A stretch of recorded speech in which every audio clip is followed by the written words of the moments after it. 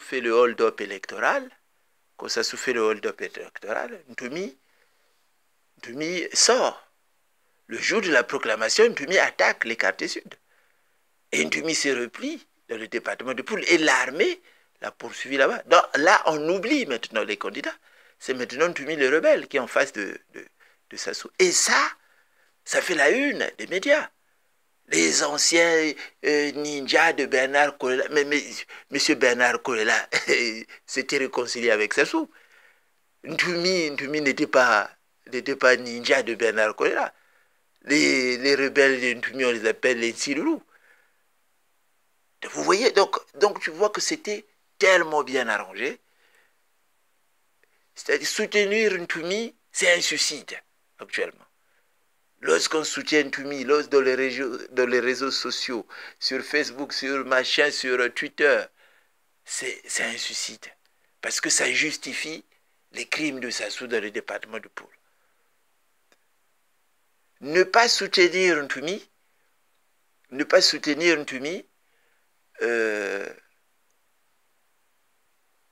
peut nous sauver.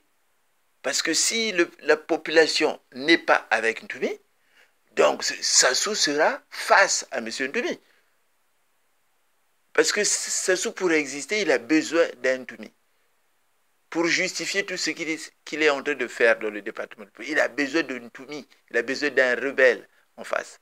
Or, le problème du Congo actuel n'est pas Ntoumi. Le problème, Sassou a fait un hold-up électoral. Sassou a modifié la constitution. Sassou a arrêté les opposants politiques. Et Sassou a ruiné le pays. Ils l'ont ruiné ensemble avec Ntoumi, parce que Ntoumi était dans le gouvernement, il était commissaire du gouvernement. Il avait en charge, je crois, la réparation des séquelles de guerre. Il gérait des milliards.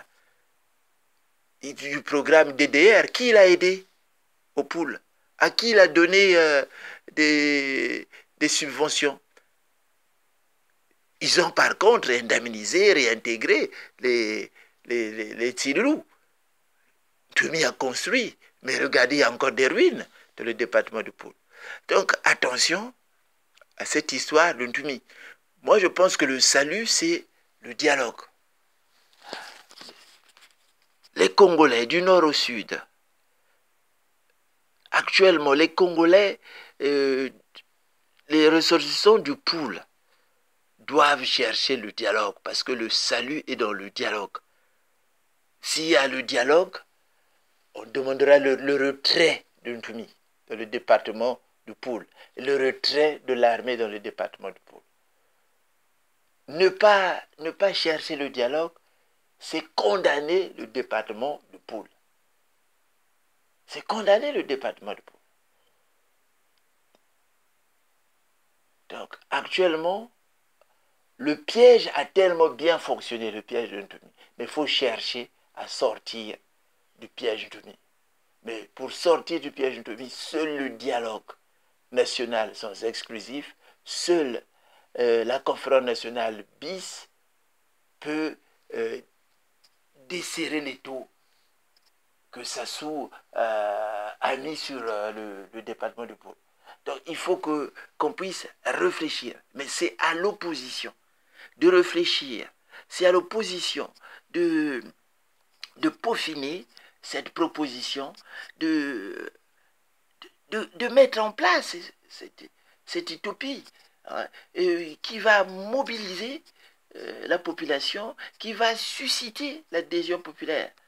Et s'il y a l'adhésion populaire, par exemple, sur la tenue du dialogue, si on explique bien à nos parents que seul le dialogue, actuellement, seul le dialogue peut permettre que les Congolais puissent se regarder les yeux dans les yeux. Seul le dialogue peut permettre que les Congolais puissent s'asseoir sur une même table. Seul le dialogue peut permettre aux Congolais de se serrer encore la main. Parce que le dialogue, c'est un bilan. On pourra dire à M. Sassou, voilà, la crise actuelle. Tu nous avais dit qu'il y avait des comptes pour les générations futures. Montrez-nous, il y a combien? Parce que n'oublions pas que le régime de Sassou, c'est un régime militaire. Donc, ils ont besoin qu'il y ait une guerre pour ne pas rendre compte. Parce que lorsque vous allez... Non, il y avait la guerre, voilà pourquoi on n'a pas travaillé. Mais là, regardez la dette. La dette est énorme. Ils ont eu des milliards et des milliards. Ils n'ont rien fait. Et là, le FMI va revenir au chevet du peuple congolais. Mais n'oublions pas, le FMI, c'est une banque. Hein? Il va nous prêter de l'argent. C'est-à-dire, on va encore s'endetter. Donc, il faut la tenue d'un dialogue national sans exclusif ou la tenue d'une conférence nationale bis. Voilà, où toutes les forces vives du pays seront représentées, où on va mettre tous les sujets sur la table, sans tabou. On va faire en quelque sorte le bilan du pays. Si possible, on va faire des audits, on va commander des audits. Voilà. Les décisions de la conférence nationale ou du dialogue seront exécutoires. Donc, il faut qu'il y ait des audits, qu'on puisse savoir qu'est-ce qui s'est passé.